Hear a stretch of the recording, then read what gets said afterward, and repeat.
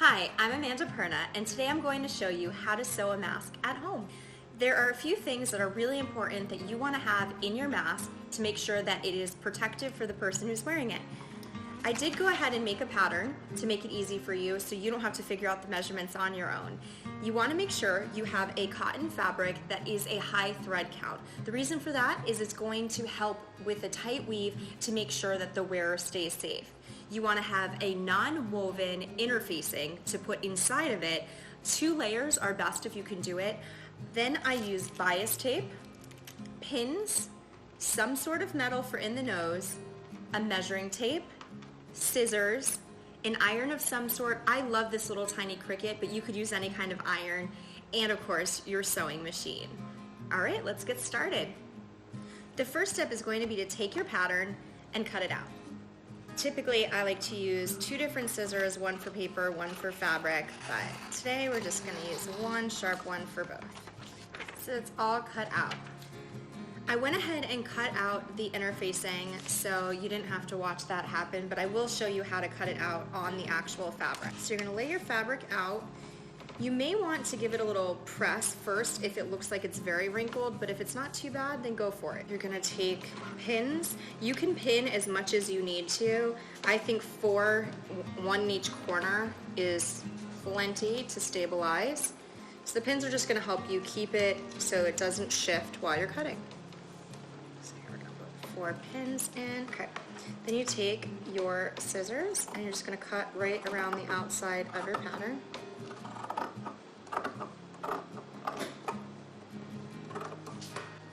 And just in case you are curious, this pattern is 9 inches by 8 inches. But you don't have to measure it out because you can just use your little pattern. Okay, so we're gonna move the fabric that we don't need out of the way. And I cut 2 at one time so that way it's easy. So this is gonna give you the inside and the outside. Now if you wanted to use 2 different fabrics, you would wanna make sure that you cut them individually. So the next step is going to be to take your interfacing and you're going to take your pieces. So I like to put them on the top one so I can see what I'm doing, and you want to make sure your right sides are together. We're finished with this, so I'm just going to move this to the side. The next step is you're going to take your tape measure, you're going to unpackage your binding tape, and you need 36 inches for each side. So the reason why I'm using the binding tape is that a lot of different people have said if they have to wear this mask over another mask, it makes it easy so they don't have 2 sets of elastic. But you could also choose to use elastic instead, and you would just have to do things a little bit differently. But we're gonna do it with the binding for this one. I think it makes it really easy to do. You don't have to fiddle with anything, and you can just be ready to go. So we're gonna go ahead and cut that. We're gonna go back in. I'm gonna cut it right in the center. Okay. Move your little scraps and your tape out to the side. And then we also will put this to the side right here. Okay, so now we are ready to start sewing. So now you're gonna wanna put a few pins in here just so it doesn't shift while you're sewing. If you're rushing or need to move quickly, 3 is plenty. You want to make sure you get it through all the layers. Okay, so now you are going to sew this at 1/4 inch. Put your presser foot down. Make sure you back stitch. I am sewing at a 2.5. You could also sew at a 3.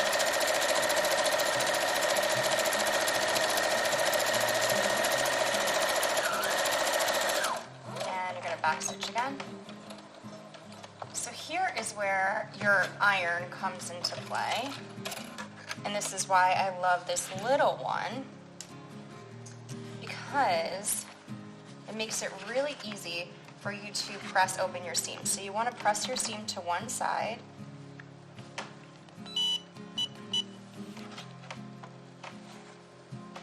so you're going to press it open. I like to cut threads as I go, but you could leave them there. You don't want to do it at the end. Just like to keep it neat. And then you're going to take your piece of wire. So if you refer to the pattern, it has this piece here. So for this is going to be where you insert the wire, so that way it can fit snugly on the nose of the person wearing it. I am using a paper clip, but you could use a twist tie for a bread bag, you could use a pipe cleaner. There's a lot of different things you could do, but you just want to make sure it's some kind of wire. Ooh, that went fine. And you're going to stick this right in the center, right in that seam. And then I close it back up, and you want to push it right up to your stitching line. Okay, and if you need to put pins, you can. But the main thing is you want to keep this snug in here. So you're going to feel for where the end of your piece is. You're going to drop your needle down, and you're going to stitch. And you're going to do this at a 1/2 inch. And you once again, you want to feel where it is. It's kind of, you could put a guide by just going around that piece in there even. So if you put your presser foot right against there. Okay, a little further. And now we're going to turn. And we're going to come back towards the edge. So now that's snugly encased in there. This going.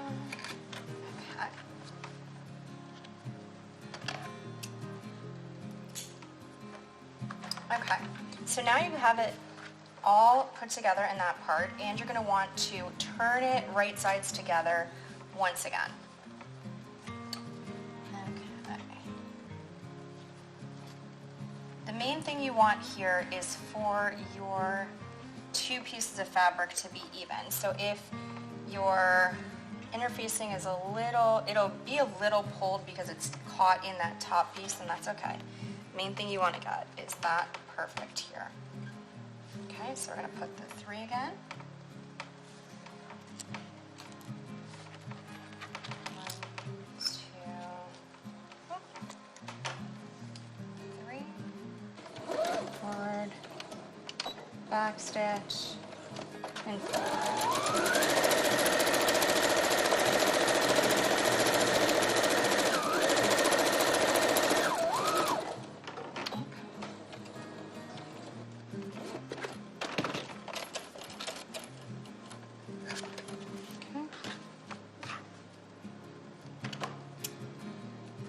So you're going to flip it right side out.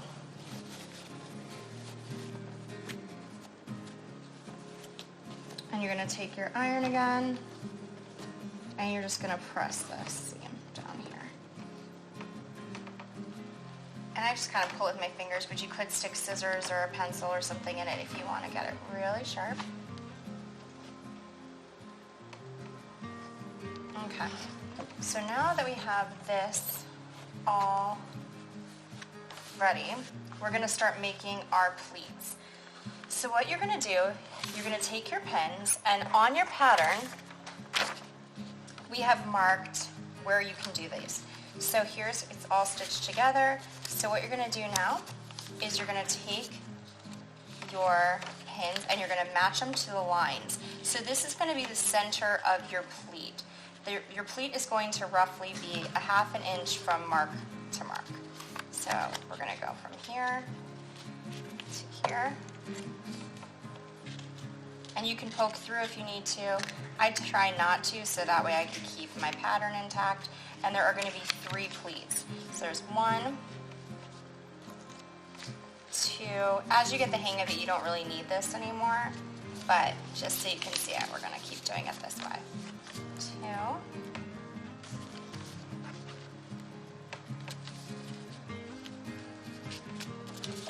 Shift that up so you have a good view.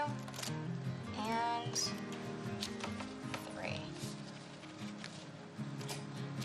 So you can follow the guide by putting a pin to mark each point when you're folding it, but I'm just going to go ahead and do it since I've made a whole bunch of these so you can see it quickly. So each one is going to be 1/2 inch, and you're going to stick a pin right through the center. But if you were using the pattern, you're going to go from pin to pin. So what you're going to want to do is make sure that it winds up pretty much kissing the one right next to it. So it'll be right touching right here. And then we're going to go ahead and do the third one. I like to do one side first and then move to the other, so that way you can make sure that they're balanced and even. Okay, so we're going to take this and go straight across. Once again, if you had your pins from the pattern, you could just follow along with those. And I know it's going to be a 1/2 inch. And then we're going to take the next one. 1/2 inch.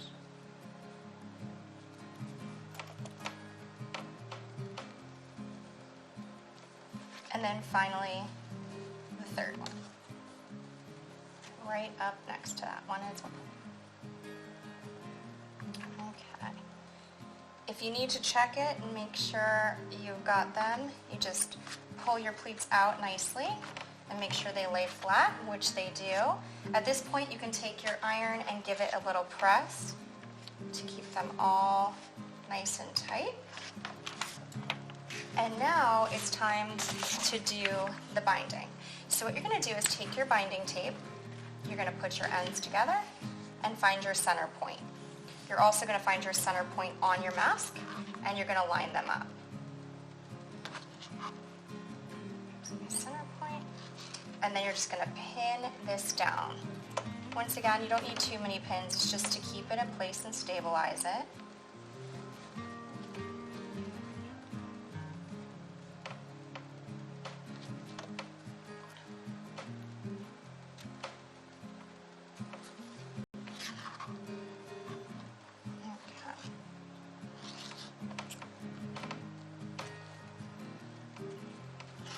Okay, so we are going to run this through the machine.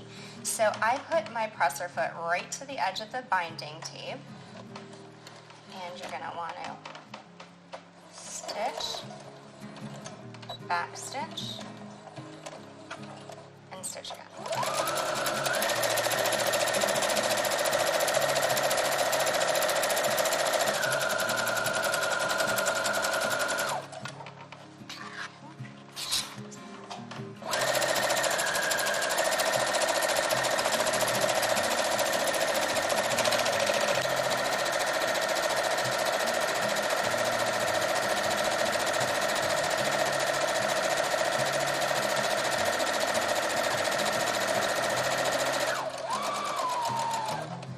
Back stitch again, and then you're going to do the same thing on the other side.